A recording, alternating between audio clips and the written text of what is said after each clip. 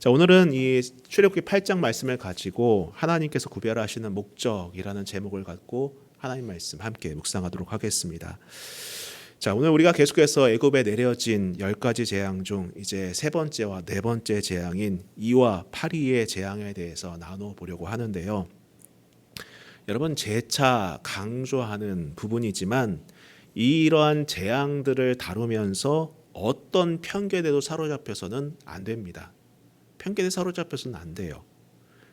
하나님께서 이스라엘 백성들을 출애굽시키는 과정에서 애굽에 내려진 이 10가지 재앙을 단순히 권선징악적으로 접근했다간 자칫 선민사상에 매몰될 수 있기 때문입니다.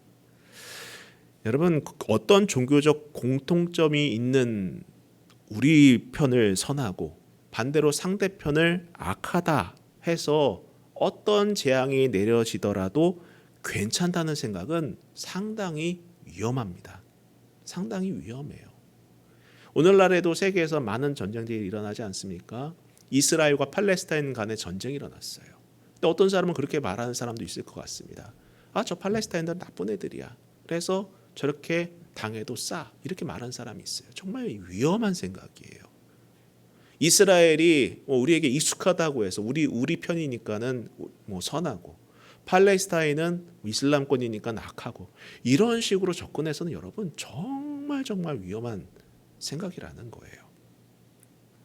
여러분, 오늘날도 그렇고 역사적으로 볼 때에 얼마나 이러한 이유로 비극적인 일들이 많이 벌어졌습니까?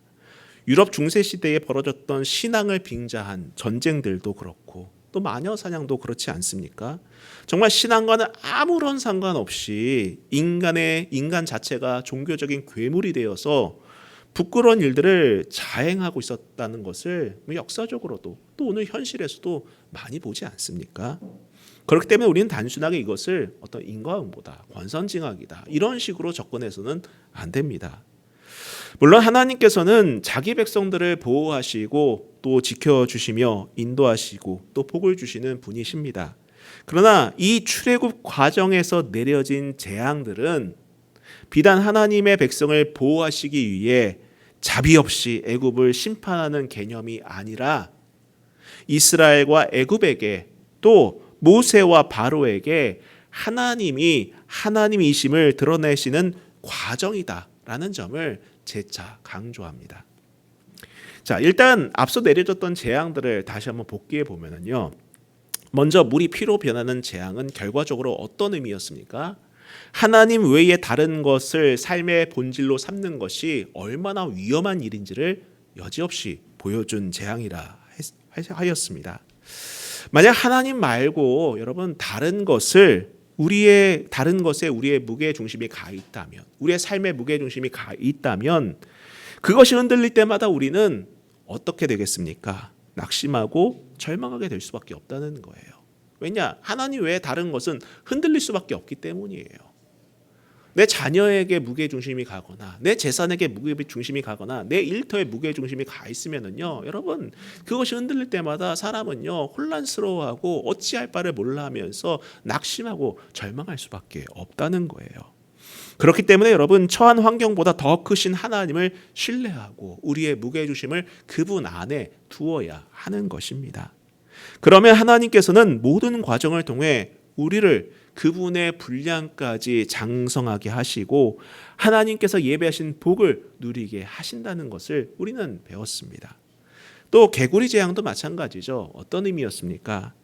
많은 사람들은 차고 넘치는 것이 복이다라고 생각합니다. 그렇죠? 근데 결과적으로는 그것이 복이 아니라 오히려 재앙이다라는 것을 깨닫게 만든 사건이지 않습니까? 우리는 매 순간마다 선택의 기로에 섭니다. 그때마다 우리는 어떤 기준을 갖죠? 하나님이 우선인지 아니면 세상과 재물이 우선인지, 이것의 기준에 따라서 나는 모든 선택을 하기 마련이라는 거예요. 그런데 많은 사람들은 어떻습니까? 세상 많은 사람들은 자기 욕심에 따라 마치 밑바짓독에 물을 붓는 것처럼 세상 재물을 선택하며 탐욕으로 그것을 채우려고 하지만 결국 그게 재앙으로 다가온다는 것이 개구리 재앙이 준 교훈 아니겠습니까? 결국 우리가 누리려는 기쁨의 기준이 내 욕망이 아니라 하나님이어야 함을 깨닫게 만든 사건이 바로 개구리 재앙이다라고 말할 수 있어요. 자, 이처럼 하나님께서는 이 재앙들을 통해 이스라엘 민족에게나 또 애굽 백성들에게나 모세에게나 또 바로에게 하나님만이 유일하신 하나님이심을 분명하게 알게 하셨던 것입니다. 거기에 목적이 있었던 거예요. 자, 오늘 함께 나눌 2와 8위의 재앙도 같은 맥락에서 보면 됩니다. 과연 이 재앙들에게는 어떤 의미를 갖고 있는지 한번 말씀을 통해서 한번 살펴보도록 하겠습니다. 자, 16절 말씀을 보시면은요. 여호와께서 모세에게 이르시되 아론에게 명령하기를 내 지팡이를 들어 땅에 티끌을 치라 하라. 그것이 애굽 온 땅에서 이가 되리라. 자, 세 번째 재앙은 이 재앙인데, 자, 비록 설명은 간단합니다. 이 이에 대한 재앙은 좀 되게 간결하게 구성이 돼 있어요. 근데 여기에 담겨져 있는 수사학적인 의미는 상당히 강력하다라고 볼 수 있습니다. 자, 가장 먼저 눈여겨봐야 될 것이 무엇이냐면은 바로 이 이해 재앙이 내려지기 전에 어떠한 경고도 주어지지 않았다는 거예요. 아마 관찰력이 있으신 분들은 이 말씀을 읽을 때 왜 하나님께서는 경고하지 않으셨지? 왜 바로 재앙을 내리셨지? 라는 궁금증을 가질 수밖에 없다는 거예요. 그래요, 여러분. 앞서 내려졌던 두 재앙은 뭐 물이 피로 변하는 것이나 개구리가 막 이 땅에 창궐하는 것이나 이러한 재앙들은 하나님께서 재앙을 내리시기 전에 미리 경고를 하십니다. 미리 경고를 하세요. 그리고 경고를 하시고 뭐 순종하지 않으니까는 내리시고 이런 과정이 있었는데, 이번 재앙은 이러한 사전의 경고가 전혀 나와 있지 않아요. 전혀 나와 있지 않습니다. 바로 내립니다. 바로 내려요. 그것이 특징입니다. 왜 이번에는 경고하지 않으셨을까? 사실 경고하지 않은 것이 아니죠. 이미 여러분 두 차례 재앙은 충분히 바로에게 경고가 되었습니다. 경고가 된 거예요, 이미요. 이미 두 차례 재앙을 겪었으면은요, 깨달아야죠. 이미 재앙을 체험했으면은 깨달아야죠. 그런데 여러분, 위기 때만 반짝 돌이키는 것 같았다가 어려울 때만 아이고 하나님 납작 엎드렸다가 어떻습니까? 위기가 지나자 언제 그랬냐는 듯이 원상태로 돌아오는 것이 문제였다는 거예요. 우리는 이런 사람들을 세상에서 어렵지 않게 발견할 수 있다는 것입니다. 힘들 때는 하나님께 납작 엎드립니다. 하나님 도와주세요. 구해주세요. 해결해주세요. 제발 좀 나의 문제를 풀어주세요라고 하지만 그 문제가 사라짐과 동시에 언제 그랬냐는 듯이 하나님으로부터 멀어지고 자기의 욕망만을 채워가는 그러한 모습을 보여준다고 할 수 있습니다. 여러분들 말씀드리지만은요, 여러분 소위 속담 중에 소 잃고 외양간 고친다는 속담이 있지 않습니까? 그렇죠? 소 잃기 전에 외양간 고치는 사람은 참 현명한 사람이에요. 그렇죠? 소 잃기 전에 외양간을 고치는 사람은 참 현명한 사람입니다. 그리고 소 잃고 외양간을 고치는 사람은 그나마 개선의 여지가 있는 사람이에요. 그렇죠? 그나마 개선의 여지가 있어요. 문제를 겪고 난 다음에 이제 내가 다시는 같은 문제를 반복해서는 안 되겠다. 같은 실수를 반복하면 안 되겠다라고 말을 하면은 개선의 여지가 있는 것입니다. 그런데 소 잃고도 외양간을 고칠 생각이 없으면은 문제가 심각한 거 이거는요, 여러분. 정말 심각한 거예요. 겪어보고도 깨닫지 못하고 재앙을 경험해 보았음에도 불구하고 깨닫지 못하면은, 돌이키지 못하면 이게 정말 큰 문제 아니겠습니까? 여러분, 바로는 재앙이라는 위기가 지나고 자신에게 주어진 휴식 기간이 잠시나마 멈춰 있는 그 휴식 기간을 무엇이 문제인지, 어떤 게 문제인지, 무엇을 고쳐야 하는지, 이 재앙이 주는 의미가 무엇인지, 과연 하나님은 누구신지 고민하고 생각할 시간으로 삼아야 했지만, 그는 그 재앙 이후 잠깐 휴식기를 어떻게 보냅니까? 방만하게 남용했던 거예요. 전혀 개선의 여지를 가지지 않은 것이었습니다. 오늘 우리는 이러한 실수를 반복하지 않기를 축원합니다. 여러분, 깨닫는 것이 은혜예요. 깨닫는 것이 은혜입니다. 예전에 제가 어떤 문제로 고민하고 힘들어했던 시절이 있었습니다. 하나님 너무너무 힘들어요. 하나님 너무너무 힘들어요. 이거를 어떻게 하면 좋겠습니까? 하나님 이 문제를 내가 어떻게 해결하면 좋겠습니까? 라면서 고심하고 염려하고 근심하고 이랬던 기간이 있었어요. 자, 그런데 그때 제 아내가 이런 얘기를 넌지시 하더라고요. 어떤 얘기를 했냐면은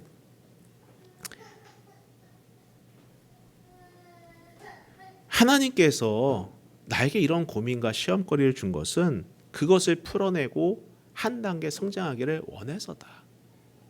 만약 당신이 그 고민과 시험에 계속 멈춰져 있다면은 언제든 몇 번이고 다시 찾아올 것이다. 전 그 말을 들었을 때 마음에 크게 다가왔어요. 내가 이 문제를 넘어서지 못하면은 언제든지 이것 때문에 내가 몇 번이고 넘어지고 시험 들고 괴로워하겠구나. 그 이후로 똑같은 고민을 하고 있지 않고 그것을 잊어버린 것을 보면은 잘 넘긴 것 같습니다. 잘 넘긴 것 같아요. 그래요, 여러분, 우리의 삶에는 필연적으로 고통이 찾아오기 마련입니다. 어려움이 있을 수밖에 없어요. 세상에 근심 없는 사람이 어디 있겠습니까? 다 있다는 것이죠. 그런데 만약 그런 고통을 의도적으로 회피하거나 스스로 완악하게 함으로 우리가 그 고통의 과정이 주는 유익을 잃어버린다면은 결국엔 어떻게 되겠습니까? 우리는 다시 되돌아가거나 더 나쁜 여지를 만드는 것으로 끝마칠 수 있다는 거예요. 기회가 있을 때 다시 말씀드리지만 돌이켜야 합니다. 지금 조금 괜찮다고 해서 방만하게 내 삶을 풀어놔서는 안 되는 거예요. 자, 계속해서 그리고 이 말씀에서 또 우리가 눈여겨봐야 할 점은 바로 이 재앙을 실행시키는 프로세스, 하나의 과정이라는 것을 또 과정이라는 것입니다. 자, 앞서 보이신 두 재앙도 그렇고 이번 재앙도 그렇지만은 이 실행시키는 과정을 보면 어떻습니까? 하나님께서 모세에게 명령하시고 모세는 아론에게 명령하고 아론은 자신이 들고 있는 그 지팡이를 통해서 이 재앙을 실행시키는 그러한 프로세스를 보여주고 있다는 거예요. 왜 하나님께서 이러한 과정을 보이셨을까? 나중에 보면 이런 것이 생략이 됩니다. 근데 여기까지는 보여주신다는 거예요. 왜일까? 이것은 여러분, 하나님이 하나님이심을 바로에게만 드러내시는 것이 아니라 하나님이 하나님이심을 모세와 아론도 고백하는 과정이 필요했기 때문이라는 거예요. 우리가 예전에 묵상했던 모세를 한번 떠올려 보시기 바랍니다. 하나님께 부르심을 받는 그 과정을 보면 어땠나요? 그는 몇 번이고 거절하지 않습니까? 단번에 하나님, 가겠습니다. 내가 순종하겠습니다. 이렇게 하지 않아요. 하나님, 보낼 만한 사람을 보내소서. 저는 입이 둔한 사람입니다. 저는 감당할 수 없습니다. 몇 번이고 거절했던 사람이 모세였다는 거예요. 우리 생각에는 어떻게 감히 하나님의 부르심을 거절할 수 있지라는 의문도 들을 수 있겠지만은 모세에게 역시 여러분, 하나님이란 존재는 어찌 보면은 생소하거나 관념적으로만 알 뿐 진정으로 하나님으로 인정하지 못했고 하나님이란 존재를 이스라엘 백성들을 출애굽시킬 만한 존재로 인정할 수 없었던 것도 여기에 해당되지 않을까 해요. 그냥 하나님을 알고 있기는 하는데 그분을 권능의 하나님, 전능하신 하나님, 능력의 하나님을 인정하지 못했던 것 아니냐고요. 자, 그렇기 때문에 이런 하나님 그리고 모세, 아론 이런 지팡이 이런 프로세스를 통해서 이런 명령을 이해시키는 과정은 결국 모세를 그리고 이 말씀을 읽고 있는 우리를 하나님께로 이끌어가는 과정이다라고 설명할 수 있다는 거예요. 여러분, 신앙이라는 것은 한 번에 막 비가 왈칵 쏟아져서 옷이 다 젖는 것이 신앙이 아닙니다. 물론 간혹가다 바울처럼 그렇게 부르심을 받는 사람도 있긴 하겠지만은 대부분은 여러분 어떠냐면요, 가랑비에 옷이 젖듯이 스며드는 것과 같아요. 그게 우리가 신앙생활하는 과정입니다. 어떤 사람을 볼 때에 내가 지금 당장 이 사람이 왜 변하지 않을까, 혹은 내 삶이 왜 변하지 않을까, 이런 것 때문에 조바심 내지 마세요. 잔잔히 변해가는 것입니다. 잔잔히 만들어 가시는 거예요. 이처럼 여러분, 복은 다른 게 복이 아니에요. 내 안에 하나님이 세워져 가는 것이 진정한 복임을 깨달으시기를 바랍니다. 자, 그리고 이 재앙의 특징이 하나 더 있습니다. 무엇이냐면은 바로 땅에서 시작됐다라는 거예요. 땅에서. 앞서 두 재앙은 강에서 시작됐습니다. 그렇죠? 나일강에서 시작됐고 나일강에서 개구리들이 튀어나왔어요. 그렇죠? 근데 이번 재앙은 정확히는 땅의 티끌에서 시작됩니다. 그 땅의 티끌이 이가 되었다라는 거예요.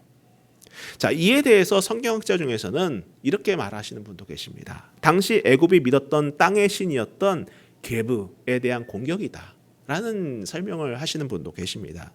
자, 이 게브라는 신은 땅의 신으로서 고대 이집트인들은 그의 허락과 보호 아래서 이제 농사를 지을 수 있다라고 생각했어요.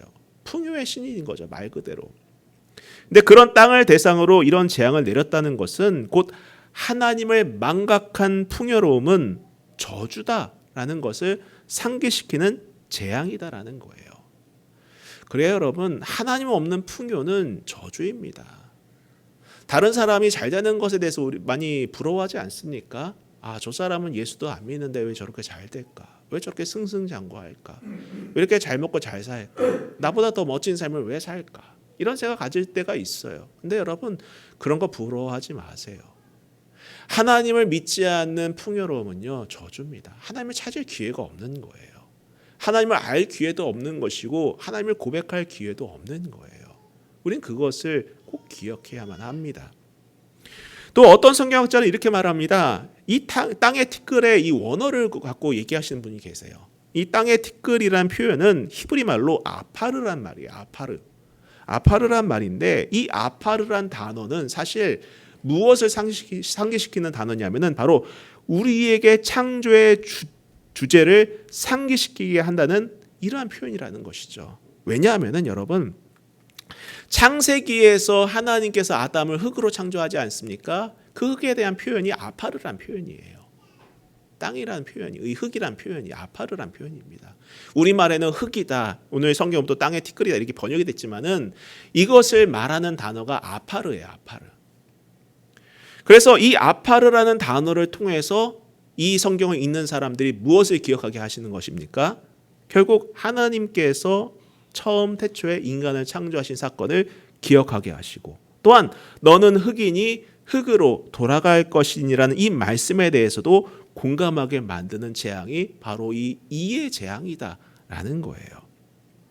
즉, 이 재앙을 통해 이 아파르, 이 티끌로 사람을 만드신 창조의 하나님만이 참으로 경배받으실 유일한 분임을 증명하고, 반면 제국은, 이 이집트라는 거대 제국은 그 아파르에서 탄생한 이조차도, 이 하찮은 미물도 감당하지 못하는 무력한 존재임을 드러내는 이 사건이다라고 해석하는 분도 계십니다.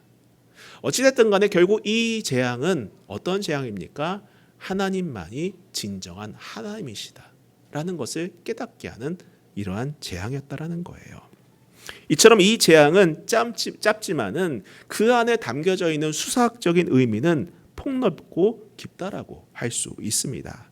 자, 계속해서 보면은 17절에 그들이 그대로 행할세 아론이 지팡이를 잡고 손을 들어 땅의 티끌을 치매 애굽 온 땅의 티끌이 다 이가 되어 사람과 가축에 오르니 요술사들도 자기 요술로 그와 같이 행하여 이를 생기게 하려 하였으나 못하였고 이가 사람과 가축에게 생긴지라. 요술사가 바로에게 말하되 이는 하나님의 권능이니이다 하였으나 바로의 마음이 완악하게 되어 그들의 말을 듣지 아니하였으니 여호와의 말씀과 같더라. 자, 보세요 여러분. 여기서 우리가 재미난 표현이 등장을 합니다. 어떤 것이냐면은 요술사들이 이전과 똑같이 따라해 보려고 합니다. 예전에 이제 물이 피로 바뀌는 것, 개구리가 올라오게 하는 것, 이런 것을 따라했던 것처럼 똑같이 따라해 보려고 했으나 오늘 성경은 실패했다라고 말하고 있어요. 그러면서 뭐라고 말합니까? 바로에게 이는 하나님의 권능이니이다. 이는 하나님의 권능이니이다라고 말했다라는 거예요. 근데 여러분, 이 요술사들이 이렇게 말했다고 해서 이들이 하나님을 인정한 것이다라고 볼 수 없습니다. 아니, 이들도 하나님 인정한 것 아니냐라고 할 수 있겠지만 아니에요. 이들은 기껏해야 어떤 신적 권능의 역사를 어쩔 수 없이 인정한 것일 뿐입니다. 여러분, 하나님을 아는 것과 믿고 행하는 것은 엄연히 달라요. 엄연히 다릅니다. 하나님을 안다고 하면서도 모든 관심사가 하나님이 아니라 세상 것일 수도 있어요, 여러분. 우린 그것을 경계해야 합니다. 여러분의 대화 주제가 무엇입니까? 여러분의 주변 사람과 나눈 대화가 뭐예요? 어떤 것을 가지고 얘기하십니까? 거기에 여러분의 관심사가 담겨 있는 거예요. 물론 세상 사람들 데려다 놓고 믿음의 얘기, 성경 얘기 100% 할 수는 없겠죠. 근데 적어도 믿음의 사람끼리 모여 있다면은, 신앙인들끼리 모여 있다면 어떤 대화의 주제가 오고 가야 되겠습니까? 당연히 신앙적인 얘기가 오고 가야 되는 것이고 하나님의 얘기가 채워져야 되는 것 아니겠습니까? 여러분, 야고보서를 보면 이런 말씀이 있습니다. 야고보서 2장 16절부터 보면은 너희 중에 누구든지 그에게 이르되 평안히 가라, 덥게 하라, 배부르게 하라 하며 그 몸에 쓸 것을 주지 아니하면 무슨 유익이 있으리요? 말만 하면서 그 필요한 것을 채워주지 않으면 무슨 유익이 있겠느냐라고 하면서 이와 같이 행함이 없는 믿음은 그 자체가 죽은 것이라. 어떤 사람은 말하기를 너는 믿음이 있고 나는 행함이 있으니 행함이 없는 내 믿음을 내게 보이라. 나는 행함으로 내 믿음을 내게 보이리라. 그러면서 19절에 내가 하나님은 한 분이신 줄을 믿느냐? 잘 아는도다. 귀신들도 믿고 떠느니라. 아, 허탄한 사람아, 행함이 없는 믿음이 헛것인 줄을 알고자 하느냐. 저는 개인적으로 이 야고보서 2장 말씀 가운데 이 19절 부분, 내가 하나님은 한 분이신 줄을 믿느냐? 귀신들도 믿고 떠느니라. 이 부분이 상당히 강렬하게 다가왔어요.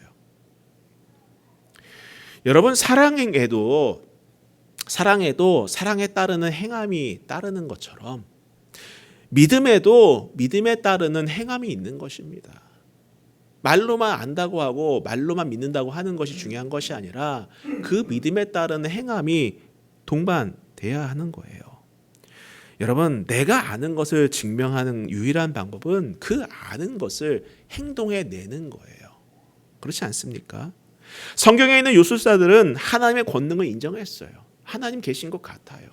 하나님을 인정했습니다. 그분의 능력도 인정했습니다.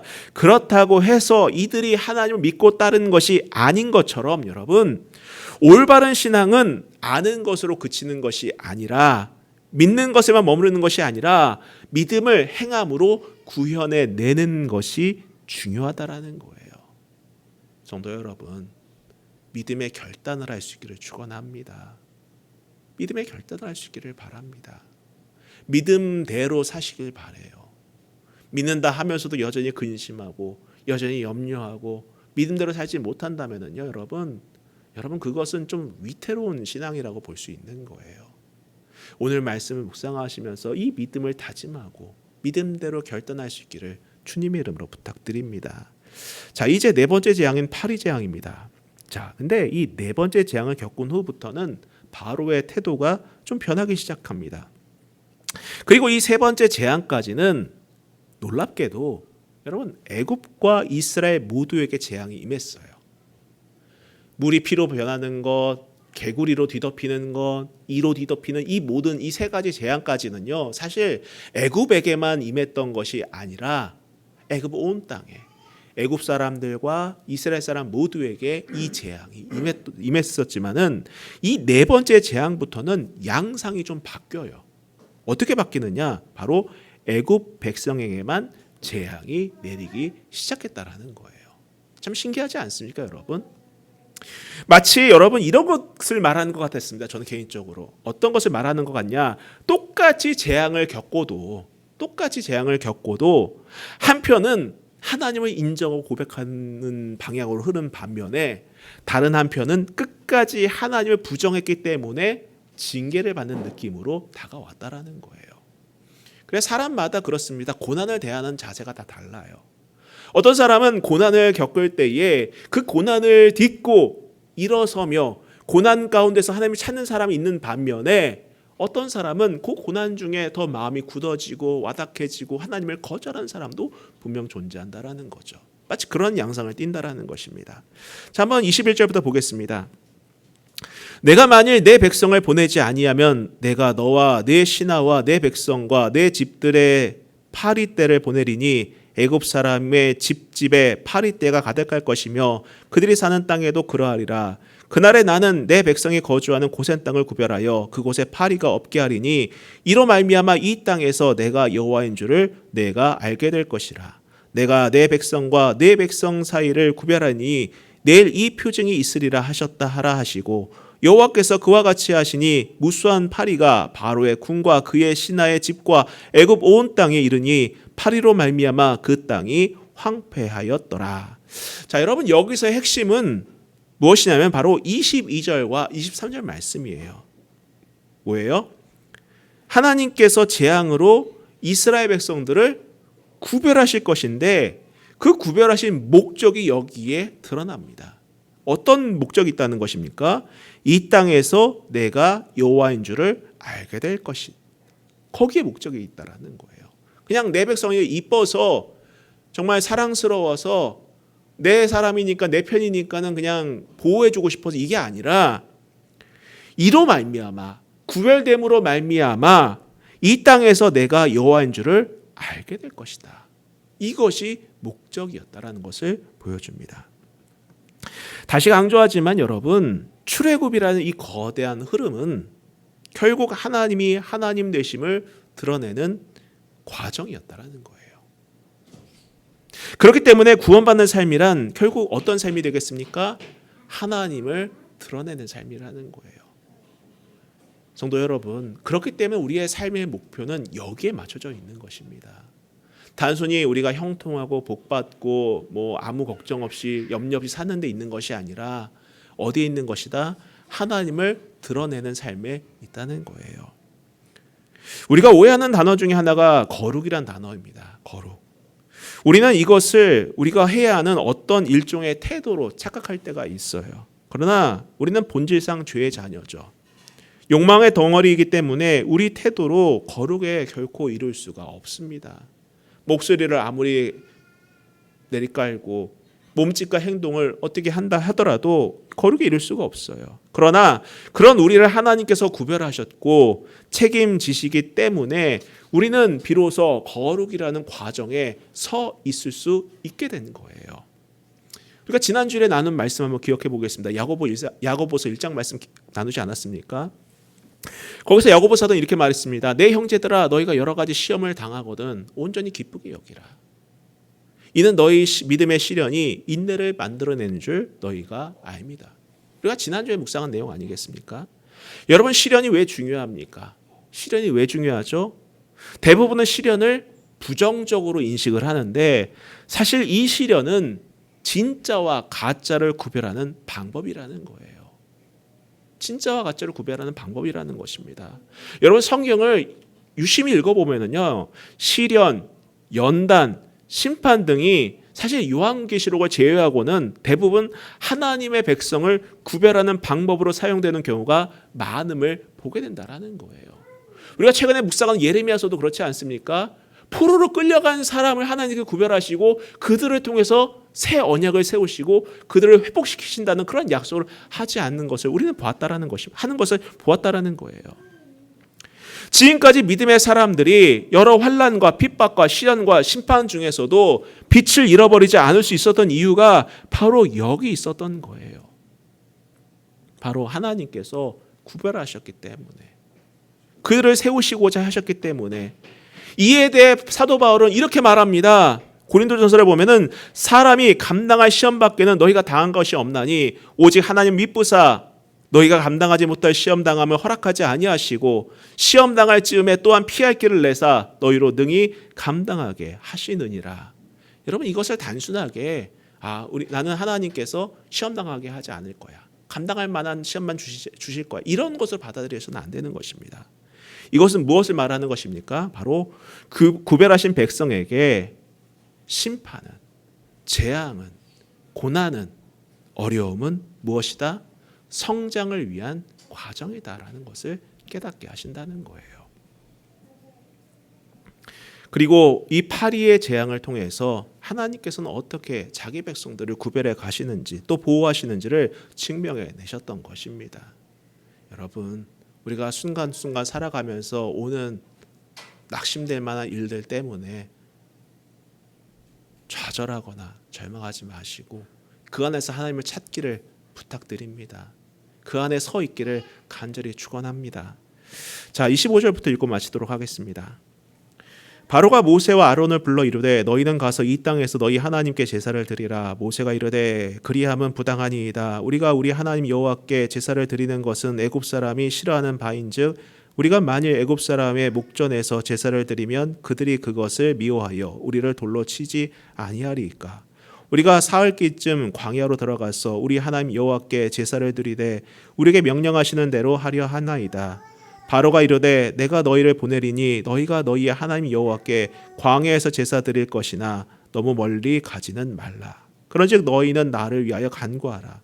모세가 이르되 내가 왕을 떠나가서 여호와께 간구하리니 내일이면 파리떼가 바로와 바로의 신하와 바로의 백성을 떠나려니와 바로는 이 백성을 보내어 여호와께 제사 드리는 일에 다시 거짓을 행하지 마소서 하고 모세가 바로를 떠나 나와서 여호와께 간구하니 여호와께서 모세의 말대로 하시니 그 파리떼가 바로와 그의 신하와 그의 백성에게서 떠나니 하나도 남지 아니하였더라. 그러나 바로가 이때에도 그의 마음을 완강하게 하여 그 백성을 보내지 아니하였더라. 여러분, 연이은 재앙의 바로는 고개를 숙인 척은 합니다. 근데 재벌은 남 원추죠. 똑같이 반복을 합니다. 이 땅, 즉 애굽 땅에서 하나님께 제사하는 것까지는 허락해요. 나가진 마라. 타협책을 제시한 거죠. 우리 적당히 타협 보자. 너 예배하는 거 존중할게. 근데 이 바운더리에서 넘어가지 않았으면 좋겠어. 결국 무엇입니까? 하나님을 순종의 대상으로 인정하는 것이 아니라 협상과 타협의 대상으로밖에 인정하지 않았다라는 거예요. 자신의 권위를 내려놓지 않습니다. 내가 왕인데, 내가 주권자인데, 내가 능력자인데 하나님을 인정하려 들지 않습니다. 타협을 하자, 우리 한번 거래를 하자라는 거예요. 자기 자신을 과대평가하는 데서 돌이키지 않았던 것입니다. 여러분, 하나님을 신앙하는 것은요, 세상과 하나님 사이에서 타협하는 게 아닙니다. 결코 그렇지 않습니다, 여러분. 우리가 신앙생활 하면서 타협하려고 하는 경우가 참 많이 있잖아요. 적당한 타협을 통해서 신앙도 갖고 세상의 기쁨도 갖고 이러려는 마음이 있는데, 여러분 계시록에 보면은 경고를 하지 않습니까? 너희가 차든지 뜨겁든지 하라. 미지근하면 토해내리라. 여러분, 노선을 정확하게 정하세요. 내가 하나님 편에 서 있을 건지 세상으로 갈 것인지를 분명하게 정하시기를 바랍니다. 정리하겠습니다.